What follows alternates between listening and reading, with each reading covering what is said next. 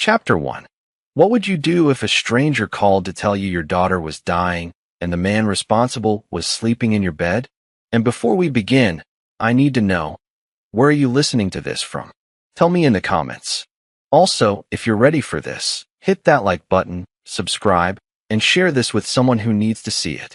The satellite phone buzzed against David Chin's tactical vest at 0347 hours, cutting through the desert silence like a blade. 3 years of special operations had taught him that calls at this hour meant one thing: someone was dead or dying. He pressed the device to his ear, expecting mission updates or casualty reports from his commanding officer. Instead, a trembling voice shattered his world. "Is this David Chin?" Emma Chin's father. The woman's voice carried the clinical exhaustion of someone who delivered bad news professionally. David's blood turned to ice. Emma was safe at home in Portland, sleeping in her pink bedroom with the glow-in-the-dark stars he'd installed before his deployment. "This is Nurse Patricia Williams at Oregon Health Sciences University. Your daughter Emma was brought in 2 hours ago with critical injuries. She was caught in an explosion." The desert around David seemed to tilt. His rifle felt weightless in his hands as his grip loosened. Explosion? What explosion? A building detonation on Maple Street. She was walking to school when it happened. "Sir, she's in surgery right now, but you need to know, the injuries to her spine are severe. The doctors aren't sure if she'll ever walk again." David's vision blurred. Emma, his 8-year-old daughter with pigtails and gap-toothed smiles, who still believed her daddy was invincible. The girl who waited by the window every evening, counting days until his return. "How did this happen?" His voice came out as a growl. The nurse hesitated. "Sir, the police report says it was an accident, but there are things that don't add up. The building was supposed to be empty, but witnesses say men in suits were there earlier, arguing with the homeowner. They left minutes before the explosion." David's training kicked in, overlaying his panic with cold analysis. Controlled demolition. Professional intimidation. Corporate muscle. "Nurse Williams, who's taking care of my daughter right now? Dr. Martinez is our best trauma surgeon, but sir, there's something else. Your emergency contact, Sophia Chun, she's here. She arrived with a man named Marcus Whitfield. He's been very involved in the arrangements." Marcus Whitfield. David's blood pressure spiked. The real estate mogul who'd been circling their neighborhood like a vulture, pressuring homeowners to sell. The man who'd moved in with Sophia just months after David deployed, sliding into his house, his bed, his family like a parasite. "Put Sophia on the phone." "Sir, she's in conference with Mr. Whitfield and some police officers. They said not to disturb them unless." "Put her on the phone now." The silence stretched for 30 seconds.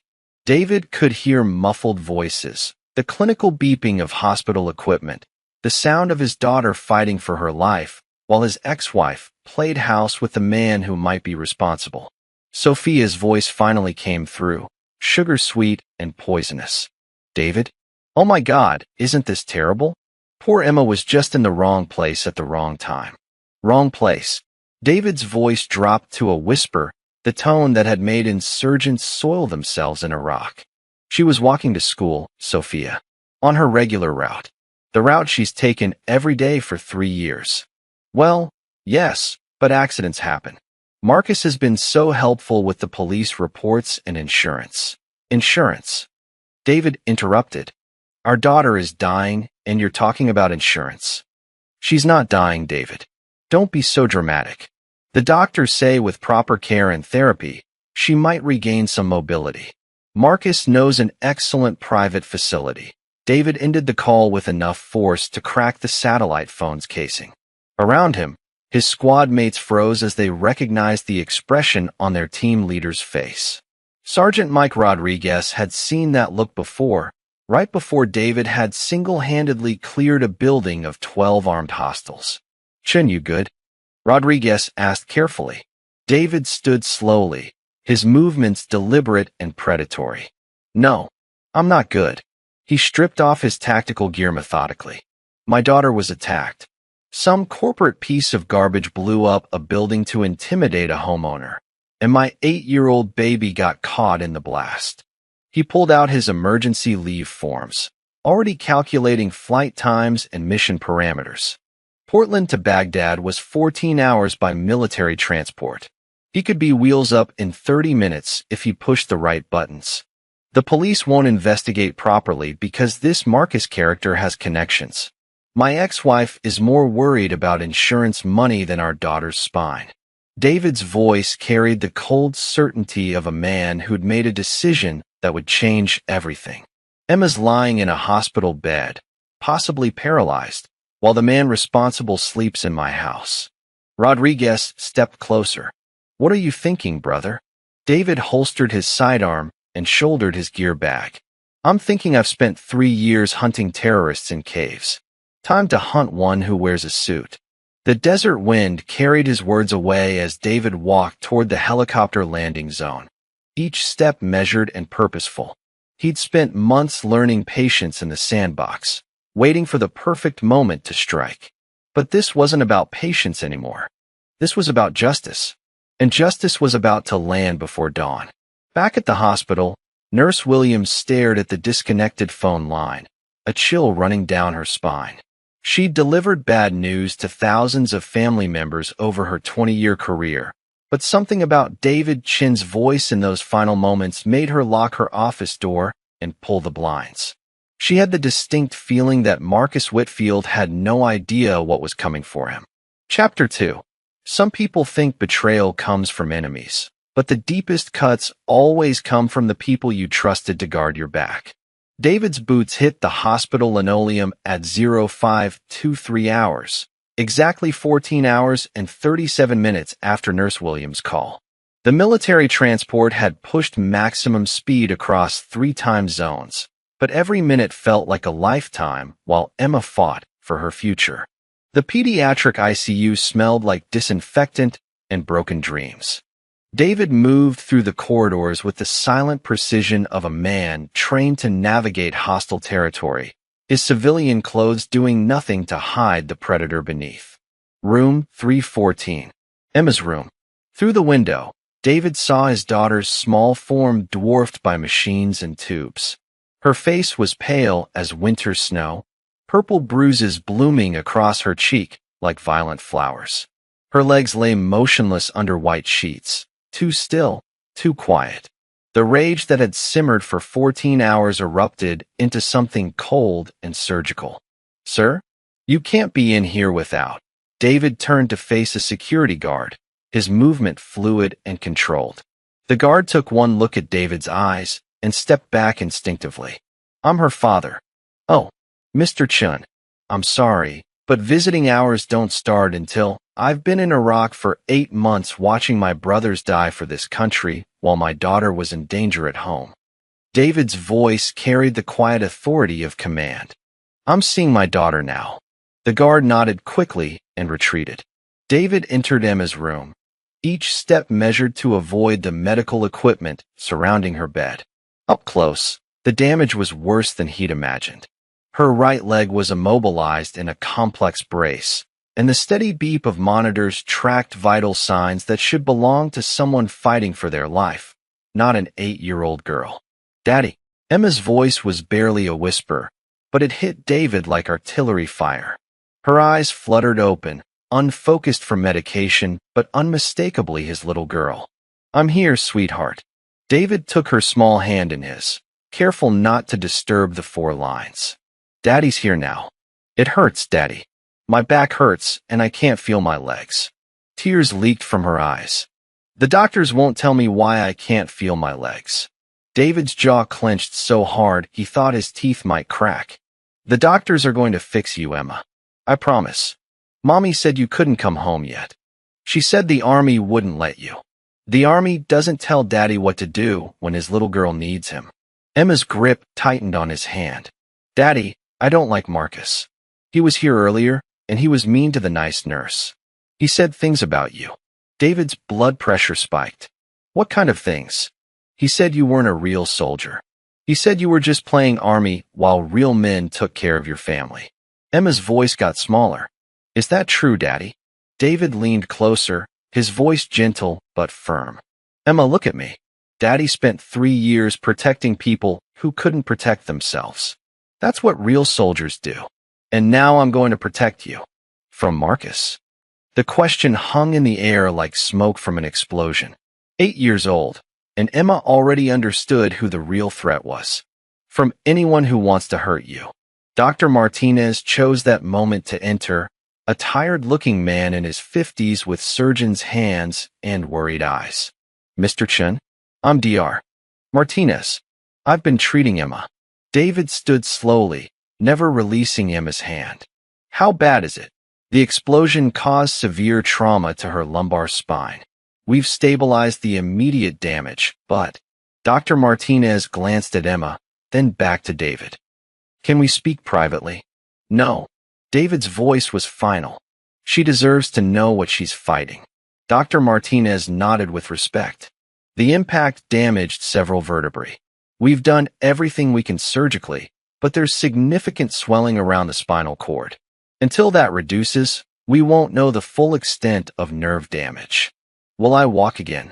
Emma asked directly. Dr. Martinez crouched beside her bed. We're going to do everything possible to help you walk again, Emma. But it's going to take time and a lot of hard work. David filed away the non-answer for later analysis. Doctor, I need to see the police report. Actually, Mr. Chun, the police want to speak with you. Detective Morrison is waiting in the family conference room. David's tactical instincts flared. Why do the police want to speak with me? Apparently, there are some irregularities in the incident report. David kissed Emma's forehead. Sweetheart, I need to talk to some people about what happened to you. I'll be right back. Promise. Promise. The family conference room was a sterile space designed for delivering bad news. Detective Morrison was a heavy-set man in his 40s with the soft look of someone who'd been bought and paid for. Sophia sat beside him, and next to her was Marcus Whitfield. David had seen hundreds of photos during intelligence briefings, but seeing Marcus in person triggered every threat assessment alarm in his head. 6'2", silver hair, expensive suit that couldn't hide the soft corruption underneath. This was a man who solved problems with money and violence, in that order. David. Sophia stood nervously. You look intense. David ignored her, focusing on Detective Morrison. Detective, I want to see the incident report. Morrison exchanged glances with Marcus. Mr. Chun, first I need to ask you some questions about your whereabouts during the explosion. The question hit David like a physical blow. My whereabouts? I was in Iraq, serving my country. There are about 200 witnesses. We have to ask, David, Marcus said smoothly. Given your specialized training in history with explosive devices. David's head snapped toward Marcus with predatory focus. Are you suggesting I blew up a building with my daughter inside? Of course not, Sophia said quickly. But David, you have to understand, this looks suspicious. You coming back right after the accident, demanding information, accident. David's voice dropped to a whisper. Detective Morrison, was this building scheduled for demolition? Morrison shifted uncomfortably. Well, no, but were there permits for any construction work? Not exactly. Were there witnesses who saw men in suits arguing with the homeowner before the explosion? Morrison went silent. David turned to Marcus. And you just happened to be available to comfort my ex-wife and handle the insurance paperwork within hours of my daughter's injury. Marcus smiled coldly. I care about this family, Chun. While you've been playing soldier overseas, I've been here taking care of the people you abandoned. David took one step forward. Morrison's hand moved instinctively toward his weapon. Gentlemen, Marcus said calmly. Perhaps we should focus on Emma's recovery rather than assigning blame. That's when David noticed it. A slight bulge in Marcus's jacket pocket, rectangular and familiar. David's enhanced vision from years of surveillance training caught the edge of what looked like a detonation device remote. The same type used in controlled demolitions. The same type that had put his daughter in a hospital bed. Marcus was carrying the weapon that had tried to kill Emma. Chapter 3. When someone shows you who they are, believe them the first time, especially when they're carrying the weapon that nearly killed your child. David's eyes locked onto the rectangular bulge in Marcus's jacket for exactly 2.3 seconds, long enough to confirm his suspicions, short enough to avoid detection. 20 years of military training had taught him to catalog threats while maintaining operational security.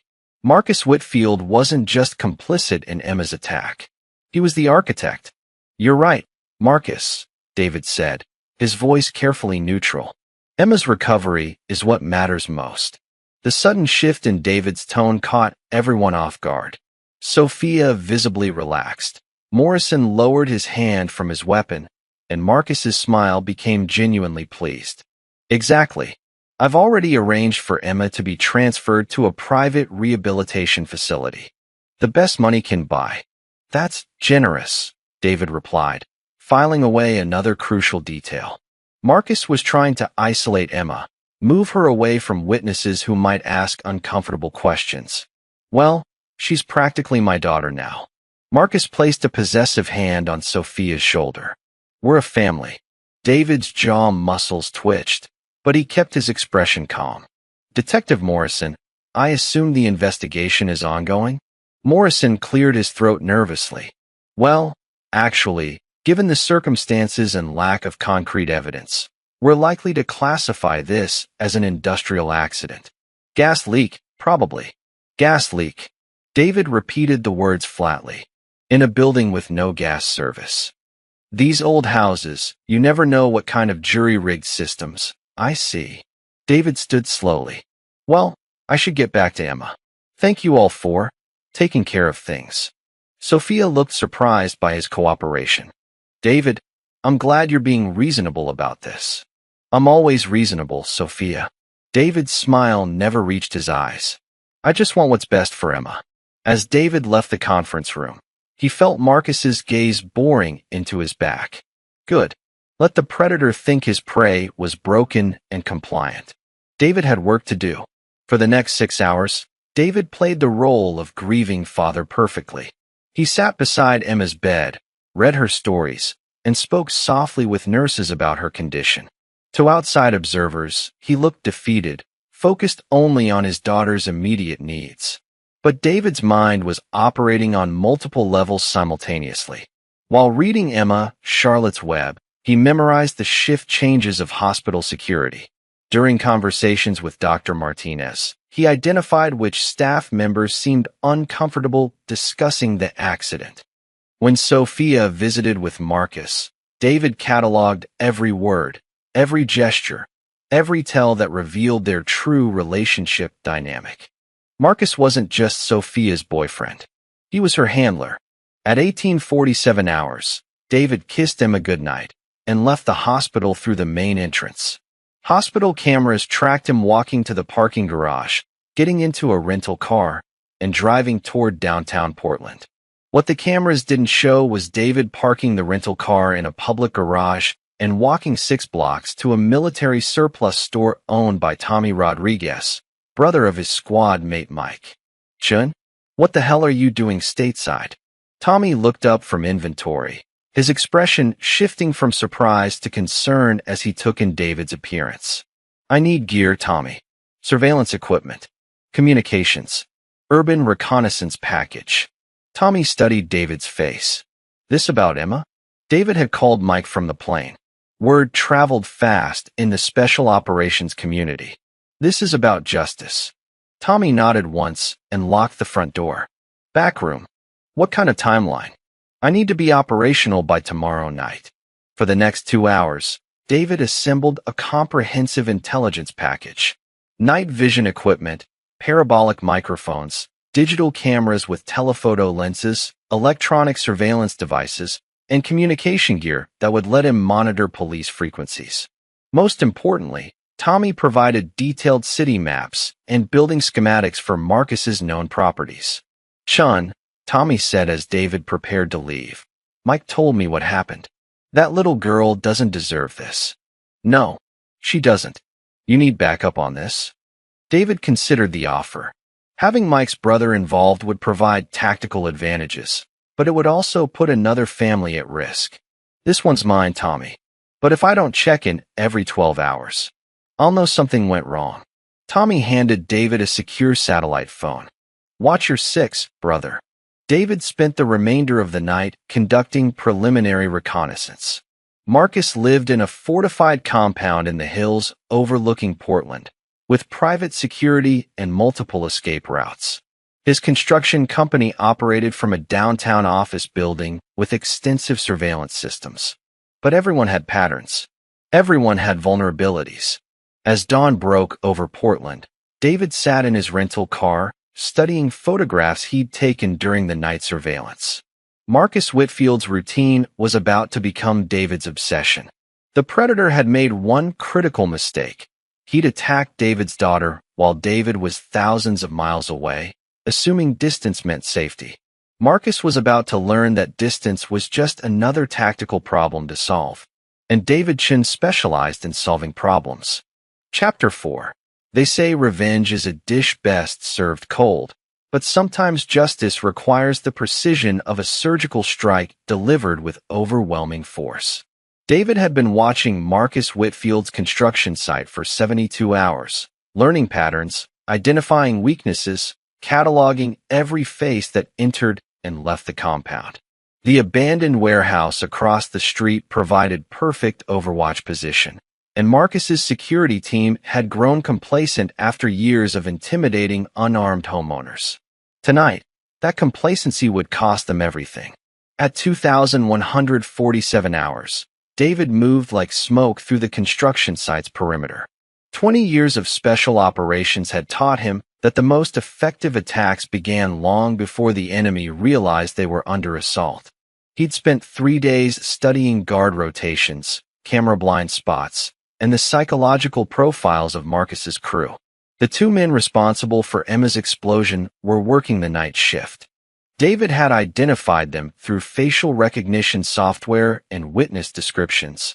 Jake Morrison, Detective Morrison's cousin, and Tony Castellano, a demolitions expert with a record for intimidation tactics. They thought they were untouchable.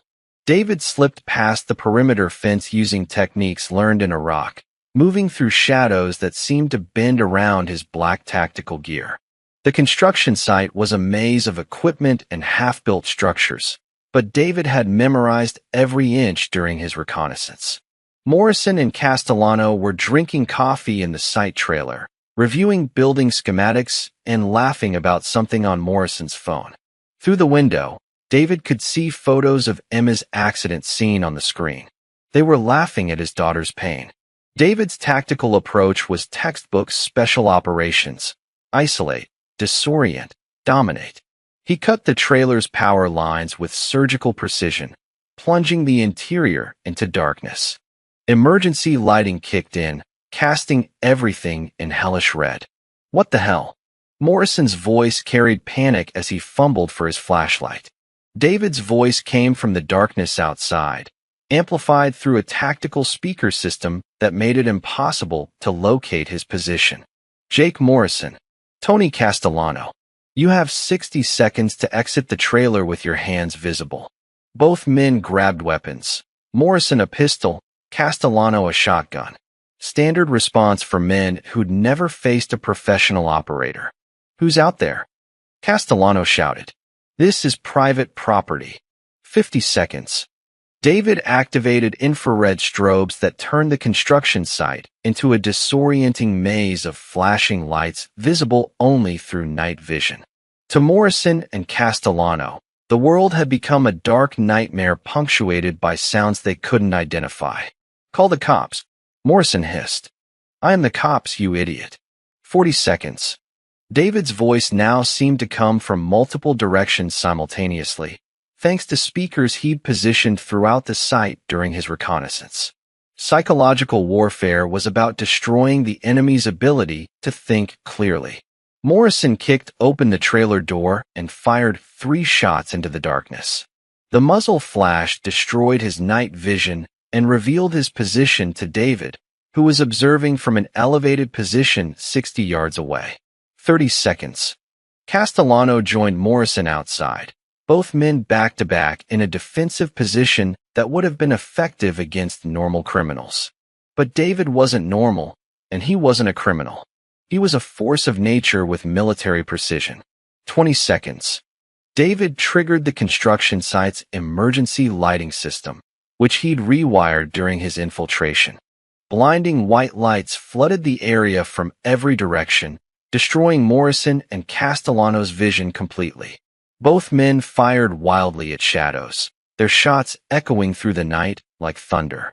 David remained motionless, watching through thermal imaging as their body heat signatures revealed mounting panic. 10 seconds. That's when David moved. He descended from his overwatch position using rappelling techniques, landing silently behind Morrison and Castellano as they stumbled blindly through the light-saturated environment. Their weapons were empty, their night vision destroyed, their communication cut off. They were no longer predators. They were prey. Time's up. David's voice came from directly behind them. Both men spun around, and for the first time, they saw their hunter clearly. 6 feet of pure lethal intent dressed in black tactical gear. Night vision goggles pushed up to reveal eyes that had seen too much death and were comfortable dealing it out. Morrison tried to reload his pistol with shaking hands. David moved with fluid precision, disarming both men before they could process what was happening. 20 years of hand-to-hand combat training made the encounter feel like slow motion. Emma Chun, David said quietly, zip-tying their hands behind their backs with professional efficiency. 8 years old. Spinal injuries. Ring a bell. Castellano tried to play dumb. We don't know what you're talking about. David pulled out his phone and showed them crime scene photos of Emma's injuries. Maple Street explosion. Tuesday morning. Your handiwork. Morrison finally found his voice. Look, man, that was just business. We were hired to intimidate the homeowner, not hurt any kids. Hired by who? Marcus Whitfield. But it wasn't supposed to hurt anyone. The building was supposed to be empty. David's expression never changed. But it wasn't empty. My daughter was walking to school. We're sorry, okay? We're really sorry. Sorry. David repeated the word like he was tasting poison. You put my 8-year-old daughter in a hospital bed, and you're sorry. David produced 2 photographs from his tactical vest. The first showed Emma before the explosion. Pigtails, gap-toothed smile, everything that made life worth living. The second showed Emma in her hospital bed, surrounded by machines that were keeping her alive. Look at these pictures, David commanded. Look at what you did. Both men stared at the photos, and for the first time, the reality of their actions hit home. They'd been so focused on intimidation and profit that they'd forgotten real people lived in the buildings they destroyed. Now, David continued, you're going to tell me everything about Marcus Whitfield's operation. Every building, every family, every corrupt cop on his payroll. We can't, Morrison whispered. Marcus will kill us. David stepped closer, his voice dropping to barely above a whisper. Gentlemen, Marcus Whitfield is the least of your problems right now. He left them zip-tied to the construction equipment with a flash drive containing detailed evidence of their crimes and Marcus's operation. By the time they were found in the morning, the information would be in the hands of FBI agents David had contacted through military channels. But Marcus would receive a different message entirely. As David disappeared into the Portland night, he left behind a calling card spray-painted on the construction trailer in military stencil letters. Emma Chun remembers. Marcus Whitfield was about to learn that some fathers don't forgive, and some soldiers never stop fighting. Chapter 5. When you corner a predator, it doesn't surrender. It shows its true teeth and fights with everything it has left to lose. Marcus Whitfield's phone rang at 0347 hours, the same time David had received that first devastating call about Emma. Poetic justice had its own sense of timing. Marcus. The voice was shaking, barely recognizable as Jake Morrison. We've got a problem. Marcus sat up in bed, instantly alert. Successful predators developed finely tuned instincts for danger, and every alarm in his head was screaming. What kind of problem? Someone hit the construction site. Military-grade operation. Castellano and I are zip-tied to a bulldozer, and there's FBI evidence bags everywhere. The phone slipped in Marcus's suddenly sweaty palm. FBI. They've got recordings, photographs, financial documents. Everything about the Maple Street job and 6 other intimidation operations. Marcus, they know everything. Marcus was already moving, pulling on clothes with practiced efficiency. Where's the evidence now? Federal agents took it 20 minutes ago. But Marcus, there's something else. What? Whoever did this left a message. Emma Chun remembers. Marcus felt ice water flood his veins. David Chun, the Special Forces soldier who was supposed to be safely contained in Iraq while Marcus destroyed his family and claimed his territory. Listen carefully, Marcus said, his voice regaining its cold authority. You and Castellano say nothing. Not one word. My lawyers will have you out by noon. Marcus, this guy isn't normal. The way he moved, the equipment he used. This was professional military. Marcus ended the call and immediately dialed another number. Detective Morrison answered on the first ring. Morrison, your cousin just got arrested by the FBI along with half my demolition crew. What? How is that possible? Your job was to contain David Chun. Where is he? Morrison's voice carried nervous sweat. He's been at the hospital every day. Model father, completely cooperative. I had a patrol unit follow him yesterday. He went to a military surplus store and then back to his hotel. Marcus's tactical mind processed the information. David Chun had played the broken father perfectly while conducting a professional intelligence operation. The man was more dangerous than Marcus had calculated. Morrison, I want Chun picked up immediately. Charge him with anything. Disturbing the peace, threatening a police officer, jaywalking. I don't care. Marcus, I can't just arrest a war veteran without cause. The FBI is already sniffing around. And if this goes wrong, we're all going to prison for a very long time. Marcus's voice carried the cold edge that had intimidated dozens of families into submission. Chun is dismantling my operation piece by piece. Either we stop him now, or he destroys everything we've built.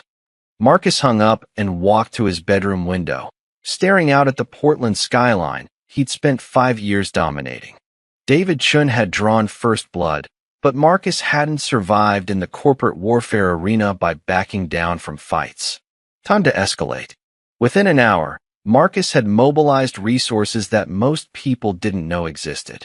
Private security contractors, off-duty police officers who owed favors, and intelligence networks built through years of corruption and intimidation. David Chun wanted war? Marcus would give him war. At 0600 hours, David's secure satellite phone buzzed with an encrypted message from Tommy Rodriguez. Multiple hostiles moving on your position. Get out now. David was already moving before he finished reading the message. 20 years of combat experience had taught him to trust gut instincts, and every instinct was screaming danger. He abandoned his hotel room through the window, using rappelling techniques to reach the parking garage undetected. As he drove away in his rental car, 6 vehicles surrounded the hotel entrance. Professional surveillance teams, the kind used by intelligence agencies and corporate security firms. Marcus was bringing serious resources to bear. David's phone rang as he navigated through Portland's morning traffic, constantly checking mirrors for pursuit vehicles. David. Emma's voice was weak but alert. Sweetheart, what's wrong? Daddy, there are men in suits asking the nurses questions about you. And Marcus is here. He's talking to Dr. Martinez about moving me to a different hospital. David's blood pressure spiked. Marcus was using Emma as bait, trying to force David into a tactical disadvantage by threatening the one thing he couldn't afford to lose. Emma, listen to me very carefully. I need you to press the emergency button on your bed right now. Why, Daddy?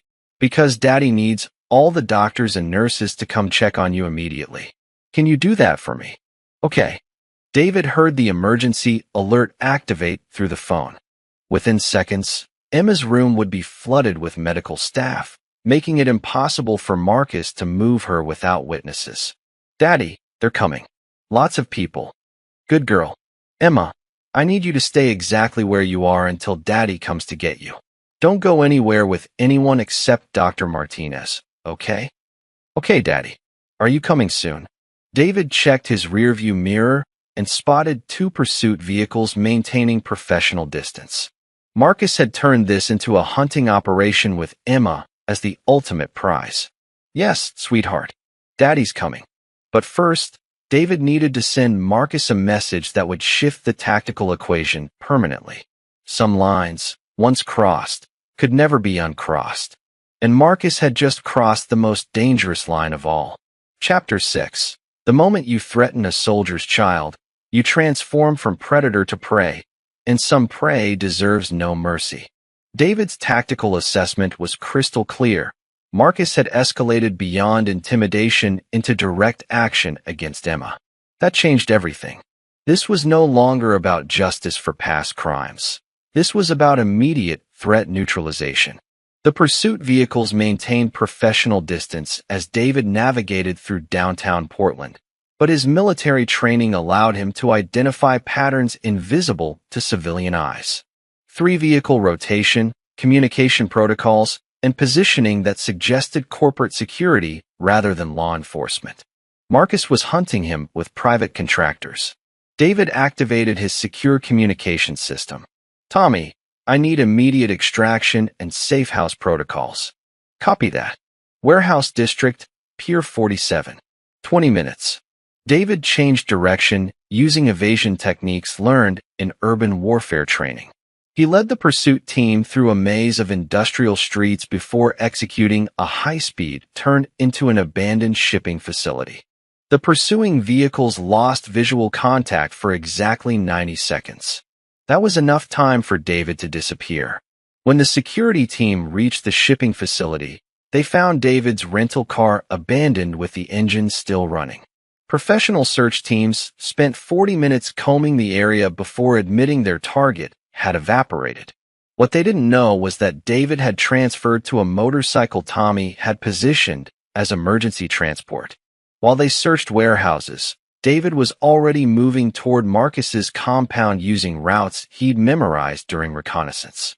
Marcus's estate sat on 15 acres of heavily wooded hills, surrounded by security systems that would challenge most infiltration attempts. But David hadn't spent 3 years penetrating insurgent compounds to be stopped by corporate security measures. At 1,430 hours, David began his approach through the forest surrounding Marcus's property. Thermal imaging revealed patrol patterns, motion sensors mapped electronic surveillance zones, and acoustic equipment identified guard positions. Marcus had 4 security contractors on rotating patrol, plus electronic monitoring systems focused on obvious approach routes. Standard corporate security, effective against normal threats, inadequate against special operations personnel. David moved through the woods like a ghost, avoiding detection sensors using techniques that had kept him alive in hostile territory. His target wasn't Marcus himself. That would come later. Today was about psychological warfare and intelligence gathering. Marcus's home office occupied the second floor of the main house, with floor-to-ceiling windows offering commanding views of Portland below. David observed through telescopic surveillance equipment as Marcus conducted phone conversations, reviewed documents, and coordinated with various associates. At 1,547 hours, David activated his electronic warfare package. Every phone in Marcus's house simultaneously lost signal. Security cameras developed mysterious malfunctions. Motion sensors began triggering false alarms throughout the compound. Marcus's security team scrambled to identify the source of the electronic disruption while David moved closer to the house itself. Through parabolic microphones, he recorded conversations between Marcus and his security chief. Find the source of this interference. Chen is out there somewhere. Sir, we've lost communication with the pursuit teams. Electronic surveillance is completely compromised. How is one man doing this? David smiled grimly. Marcus was about to get his answer. Using precision equipment, David projected his voice directly into Marcus's office through acoustic targeting technology. To Marcus, it would sound like David was speaking from inside the room itself. Marcus Whitfield. Marcus spun around, weapon drawn, finding nothing but empty space. You made this personal when you threatened my daughter. Security personnel flooded into Marcus's office, searching frantically for an intruder who wasn't there. Emma is off limits. Touch her, move her, or even look at her wrong, and I'll demonstrate why the military spent 20 years training me to eliminate high-value targets. Marcus's face had gone pale. His security team was pointing weapons at shadows, completely unable to locate David's position. You want to play games with a Special Forces operator? Let's play. David triggered a series of coordinated events he'd prepared during his infiltration. Emergency sprinkler systems activated throughout the house. Security lighting began strobing in patterns that destroyed night vision. And every electronic device in Marcus's compound received the same message simultaneously. Imogen remembers. The psychological impact was devastating. Marcus's security team found themselves fighting an enemy they couldn't see, using tactics they didn't understand, while their employer received personalized threats through systems that should have been secure. David withdrew as silently as he'd arrived, leaving Marcus's security team searching empty woods while their electronic systems continued malfunctioning. But he'd accomplished his primary objectives: intelligence gathering and psychological dominance. The recordings he'd captured revealed Marcus's next moves, the identities of his remaining associates, and most importantly, confirmation that Emma was the central focus of Marcus's strategy. As David rode away on his motorcycle, his secure phone buzzed with an urgent message from the hospital. Emergency. Emma's condition has taken a turn for the worse. Dr. Martinez needs to speak with you immediately. David's blood turned to ice. Marcus was escalating beyond threats into direct action. The electronic warfare demonstration had been intended to establish dominance and force Marcus into defensive positioning. Instead, it had pushed Marcus to his most desperate gambit yet. David gunned the motorcycle toward the hospital, already calculating tactical approaches for what was about to become the most dangerous phase of this war. Marcus had shown his hand. If he couldn't capture David, he would use Emma as leverage to force a confrontation. But Marcus had made one critical miscalculation. He assumed David would come to the hospital emotionally compromised, focused only on his daughter's safety. What Marcus didn't understand was that threatening Emma hadn't made David desperate. It had made him methodical, and methodical operators were the most dangerous kind. Chapter 7. Sometimes the most devastating battles are fought not against enemies you can see, but against the people who know exactly where to aim their knives. David reached the hospital in 12 minutes, abandoning his motorcycle in the emergency parking area and moving through the building with tactical precision. Every instinct screamed ambush, but Emma's safety overrode operational security. Dr. Martinez was waiting in the ICU with an expression David had seen too many times in combat zones. The look of someone delivering news that would destroy lives. Mr. Chun, Emma's condition has deteriorated rapidly. The swelling around her spinal cord has increased dramatically in the last 2 hours. David's medical training from special operations immediately flagged inconsistencies. That's not how spinal injuries progress. What changed? Dr. Martinez hesitated, glancing toward the hallway where 2 men in expensive suits waited just outside hearing range. There have been complications with her medication regimen. What kind of complications? Someone altered her pain management protocol. The new medications are causing inflammatory responses we didn't anticipate. David's tactical mind processed the information with cold fury. Someone altered her medications? Who has access to change her treatment? Only attending physicians and family members with medical power of attorney. The pieces clicked together like a weapon being assembled. Sophia. Dr. Martinez nodded grimly. Your ex-wife arrived this morning with legal documentation giving her medical decision-making authority. She insisted on transferring Emma to a private facility that specializes in alternative treatments. David's vision narrowed to a red tunnel of rage. Where is Sophia now? Conference room B with her attorney and Mr. Whitfield. David moved through the hospital corridors like a predator stalking prey, his military bearing causing staff and visitors to instinctively step aside. The conference room door was thick glass, providing clear sight lines to the three people inside who had conspired to use his daughter as a weapon against him. Sophia sat at the head of the table, designer clothes and perfect makeup masking the soul of someone who would sacrifice her own child for money and security. Her attorney was a thin man with shark's eyes who specialized in custody manipulation. And Marcus Whitfield sat with the satisfied expression of someone who believed he'd achieved checkmate. David entered the room without knocking. David, Sophia's voice carried artificial concern. Thank God you're here. Emma's condition is so serious, and these doctors just aren't equipped. Shut up. David's voice carried the authority of command, cutting through Sophia's performance like a blade. Dr. Martinez told me someone altered Emma's medication.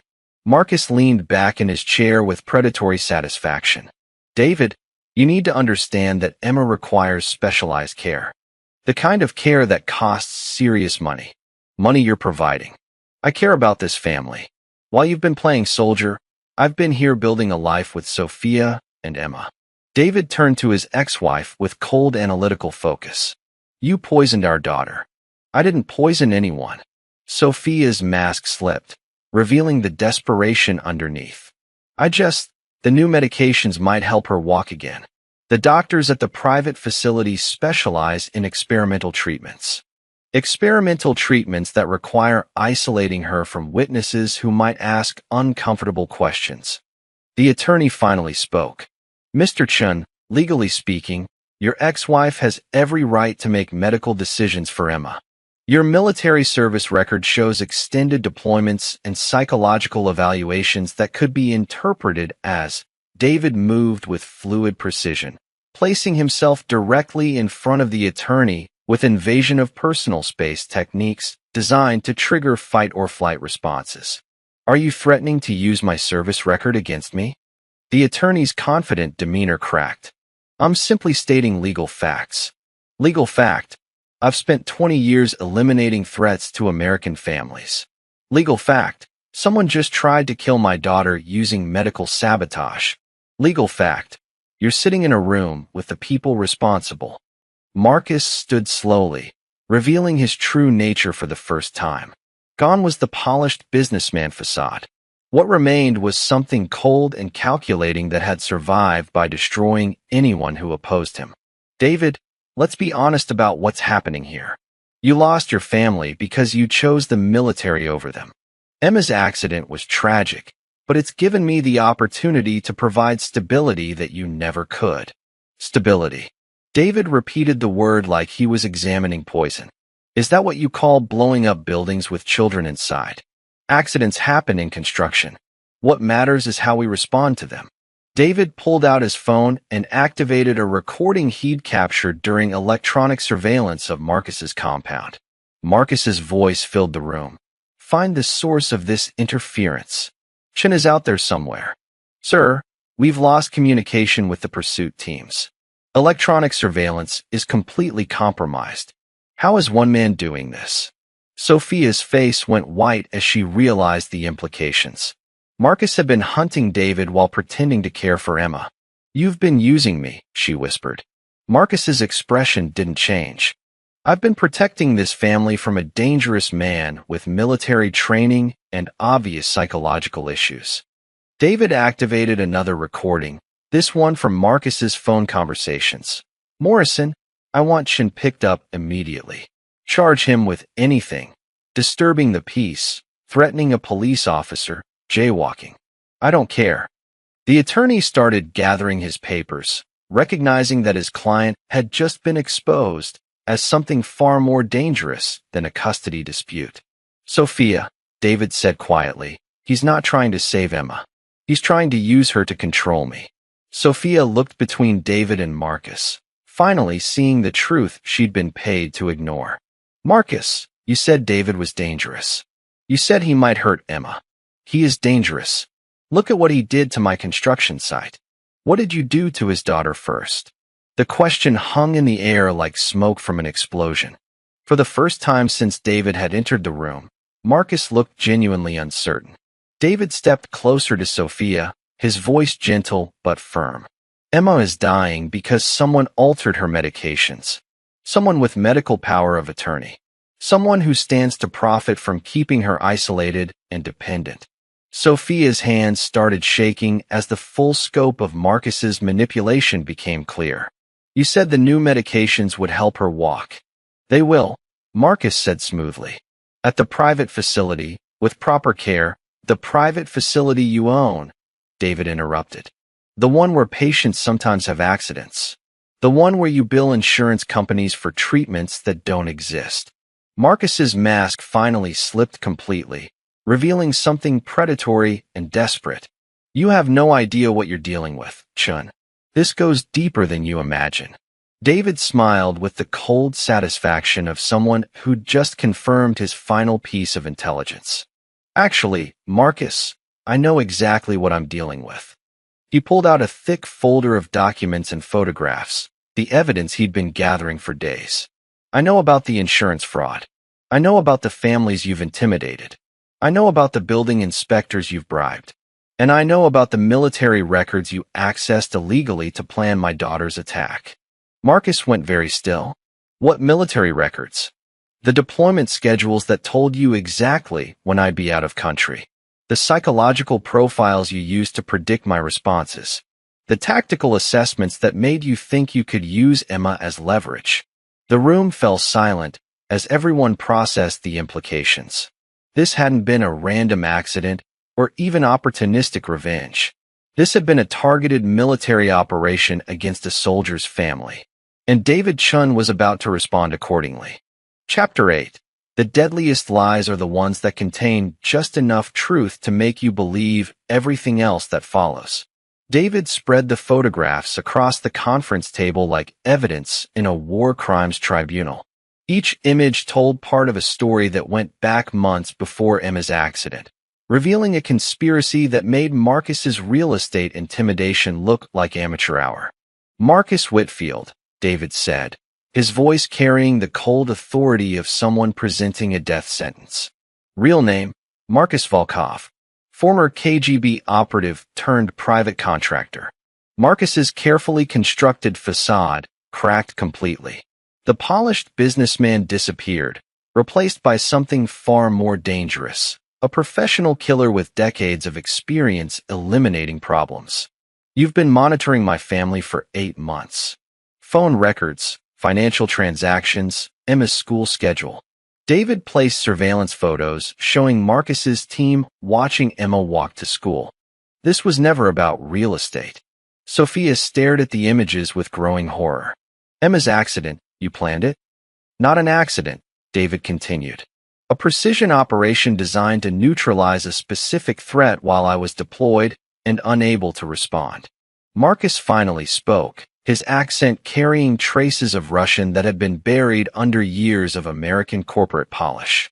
You eliminated 3 cells of arms dealers in Iraq. Cost my former associates significant revenue. Arms dealers supplying insurgents who killed American soldiers. Business associates who paid very well for protection and logistics. David's tactical mind processed the revelation with cold fury. Emma's attack hadn't been collateral damage in a real estate scheme. It had been targeted revenge for David's military operations overseas. You used my daughter to settle a business dispute. I used available leverage to neutralize a threat to ongoing operations. The attorney was already backing toward the door, recognizing that he'd stumbled into something far beyond civil law. Sophia sat frozen, finally understanding that she'd been manipulated by someone who viewed Emma as nothing more than a tactical asset. David pulled out his final piece of evidence, classified military documents that should have been impossible for civilians to access. These are my deployment schedules, psychological evaluations, and tactical assessments. classified material that requires intelligence community clearance to obtain. Marcus's expression shifted to genuine respect for the first time. You're more thorough than I anticipated. You have a handler in the intelligence community. Someone feeding you information about military personnel and their families. Had. Past tense. Professional relationships evolve. David studied Marcus's microexpressions, reading body language that revealed more than words. They cut you loose when Emma's attack drew federal attention. Operational security requires sacrifice of compromised assets. The clinical way Marcus discussed Emma's near death as operational security triggered something primitive in David's brain. 20 years of military discipline was the only thing preventing him from eliminating the threat immediately. Where's Dr. Martinez? David asked suddenly. Marcus's slight smile confirmed David's worst fears. Dr. Martinez had a family emergency. His replacement is more accommodating to alternative treatment approaches. David's secure phone buzzed with an emergency alert from the hospital's ICU. Emma's vital signs were deteriorating rapidly. You poisoned her, Sophia whispered. You're actually killing Emma. I'm creating motivation for proper decision-making, Marcus replied. David has 48 hours to withdraw from all ongoing investigations, or Emma's condition will become irreversible. David stood slowly, his movement controlled and predatory. You just made your final mistake. Did I? You're outnumbered, outgunned, and your daughter's life depends on your cooperation. No, Marcus. You revealed something you should have kept hidden. David pulled out a small recording device. This entire conversation has been transmitted live to FBI agents who specialize in national security cases. Marcus's face went white as he realized the implications.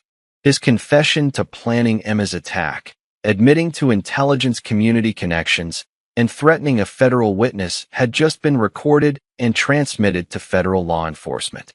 You're going to call your handler right now and tell them to release Dr. Martinez and reverse Emma's medication protocols. And if I refuse? David's smile carried 20 years of lethal certainty. Marcus, you spent months studying my psychological profile. What did it tell you about my response to direct threats against my daughter? Marcus reached for his phone with hands that had started shaking. For the first time in his professional career, he was genuinely afraid. He was about to discover that some soldiers never forget how to wage war. And war was coming to Portland. Chapter 9. There comes a moment in every war when diplomacy ends and the only language left is violence delivered with surgical precision. Marcus's phone call lasted exactly 47 seconds. David listened to every word through audio surveillance equipment. Watching Marcus's micro-expressions reveal the desperation of a professional killer who'd finally encountered something more dangerous than himself. Dr. Martinez has been released, Marcus said, ending the call.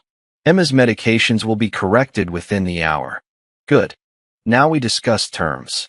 Marcus straightened, attempting to regain his professional composure. What kind of terms?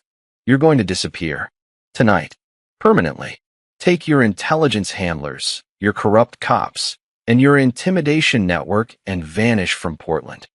And if I refuse? David's expression never changed. Marcus, you've spent 8 months studying my psychological profile. Did your research mention what happened to the arms dealers who threatened American soldiers? Marcus went very still. The arms dealers David had eliminated in Iraq hadn't simply been killed. They'd been systematically dismantled along with their entire operational networks. Families, associates, financial structures, everything that gave them power had been methodically destroyed. You can't wage war on American soil. I can protect my family by any means necessary. David leaned forward. The question is whether you leave voluntarily or get carried out in pieces. That's when everything went wrong. Marcus's backup plan activated with the precision of someone who'd survived decades in the intelligence community. Emergency alarms began blaring throughout the hospital, security lockdown protocols engaged, and David's tactical communications went dead simultaneously. Did you think I'd walk into a negotiation without insurance? Marcus smiled with genuine satisfaction. My associate has just triggered a medical emergency in the pediatric ICU. Every patient on Emma's floor is now at risk. David's blood pressure spiked as he processed the implications. Marcus hadn't just threatened Emma. He'd turned the entire pediatric ward into hostages. You just escalated this beyond redemption. I escalated this to victory. You have exactly 10 minutes to escort me safely off hospital grounds, or 23 children die from contaminated for medications. Sophia grabbed Marcus's arm. You can't kill children. They're innocent. Marcus shook her off with casual violence. Innocence is a luxury I can't afford. David activated his emergency protocols through military channels, but Marcus had chosen his timing perfectly. Federal response would take at least 15 minutes. Hospital security was designed for normal threats, and medical staff were focused on the poisoning crisis. 9 minutes, David. Clock's ticking. David made his decision with the cold calculation of someone trained to operate in impossible situations. Sophia, get to Emma's room. Make sure she's protected. What are you going to do? What I was trained to do. David and Marcus walked through hospital corridors filled with medical chaos, past emergency response teams racing to save poisoned children, toward the parking garage where Marcus had positioned his extraction team. But David wasn't escorting Marcus to safety. He was hunting. The parking garage was a tactical nightmare. Multiple levels, limited visibility, civilian vehicles providing cover for hostiles. Marcus's extraction team consisted of 4 professional operators positioned at strategic points, all with clear sight lines to the elevator exits. Impressive response time, David said as they exited the elevator. I've had months to plan contingencies. You've had days to react. David smiled with the cold satisfaction of someone who'd been underestimated. Marcus, you made one critical error in your tactical assessment. What error? You assumed I've been reacting to your moves instead of anticipating them. That's when Marcus realized he'd walked into a trap. David had spent 3 days studying the hospital's infrastructure, identifying every security vulnerability, every tactical choke point, every method of controlling the environment. The parking garage wasn't Marcus's extraction point. It was David's kill zone. Emergency lighting failed simultaneously throughout the garage, plunging everything into darkness. Marcus's team switched to night vision equipment, but David had prepared for that contingency. Thermal smoke filled the garage, defeating both optical and infrared surveillance. Marcus's operators found themselves blind in an environment that David had memorized down to the inch. You want to play with professional killers? David's voice came from multiple directions through acoustic amplification. Let me show you how professionals operate. David moved through the garage like smoke, using techniques learned in urban warfare to neutralize Marcus's team one by one. These weren't scared construction workers or corrupt cops. They were trained killers with military-grade equipment. But they weren't special forces operators with 20 years of combat experience and absolutely nothing left to lose. The engagement lasted exactly 4 minutes. When the smoke cleared, Marcus's extraction team was unconscious and zip-tied to structural supports, their weapons secured and their communications destroyed. Marcus found himself alone in the parking garage with a man who'd just demonstrated why the military had spent decades training him to eliminate high-value targets. How? Marcus whispered. You studied my psychological profile, but you never understood my tactical capabilities. David emerged from the shadows with predatory grace. I've been 3 moves ahead since the moment you threatened Emma. Marcus reached for his concealed weapon, but David was already inside his defensive perimeter, applying joint manipulation techniques that left Marcus helpless and disarmed. The contaminated IVs have been neutralized by medical teams I alerted hours ago. Your intelligence handler is in federal custody. Your corrupt cops are under investigation. Your financial networks are being dismantled by agencies you didn't know existed.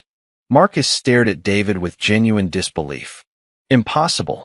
No one person could coordinate. You forgot something important about special operations, Marcus. We don't work alone. That's when Marcus heard them. Helicopters approaching from multiple directions, federal vehicles entering the parking garage, tactical teams moving through the hospital with precision that made his improvised operation look like amateur hour.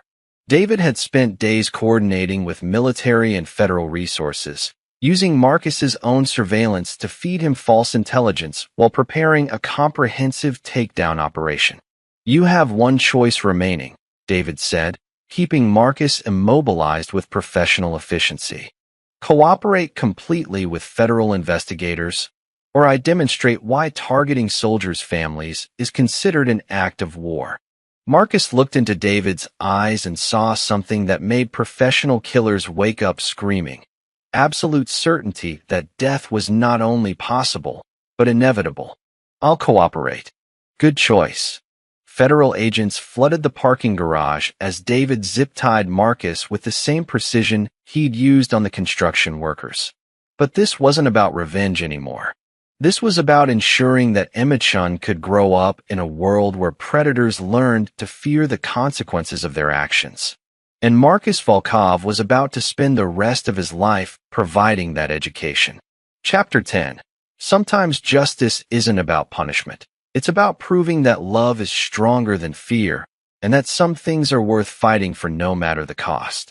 6 months later, David sat beside Emma's hospital bed, watching his daughter take her first steps since the explosion. The experimental surgery had been successful, funded by the federal government, as part of Marcus Volkov's plea agreement. Emma's spine had healed, her spirit had never wavered, and her smile could still light up rooms the way it had before that terrible morning on Maple Street. Daddy, watch this. Emma took 3 careful steps across the physical therapy room, her face glowing with determination that reminded David why he'd been willing to wage war against impossible odds. I'm watching, sweetheart. You're incredible. Dr. Martinez, the real Dr. Martinez, observed from the doorway with professional satisfaction. She's recovering faster than anyone predicted. Whatever motivated her to fight this hard, it's working.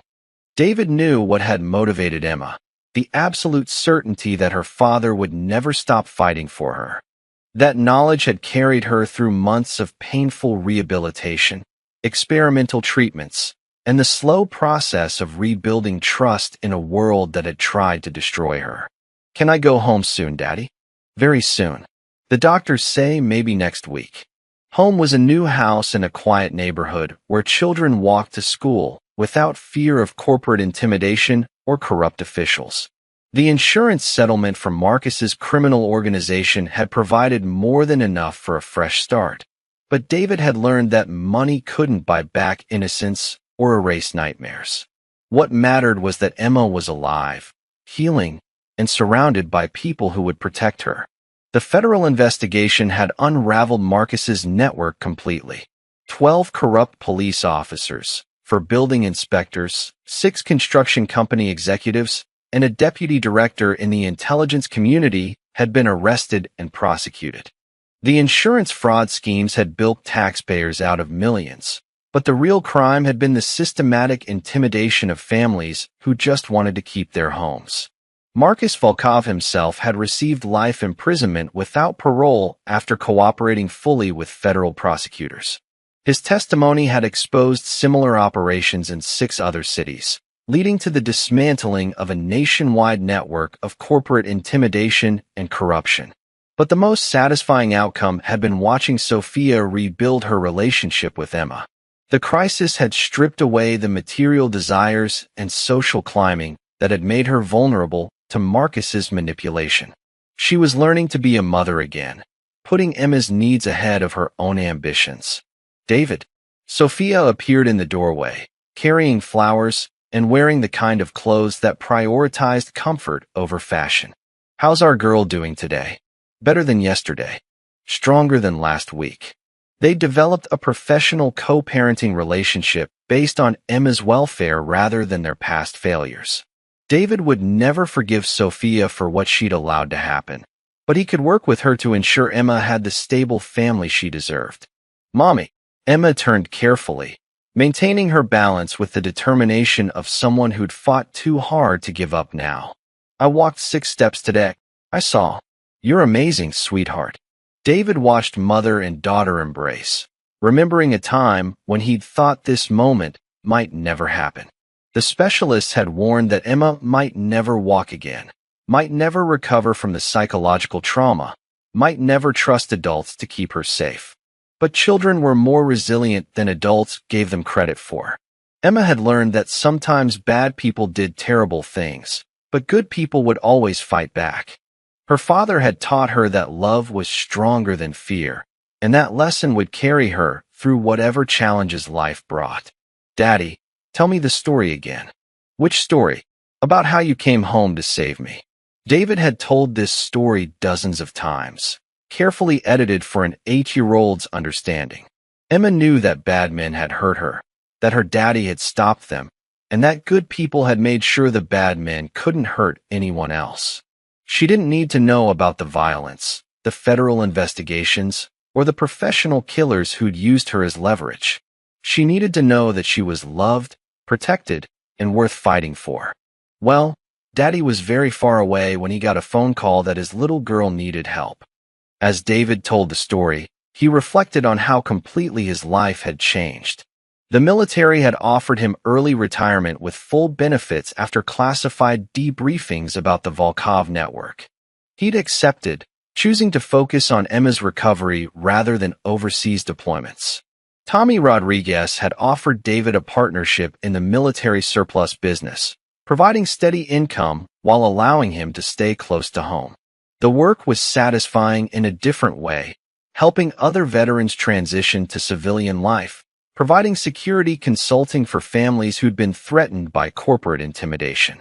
Most importantly, David had learned that victory wasn't always measured in eliminated targets or dismantled networks.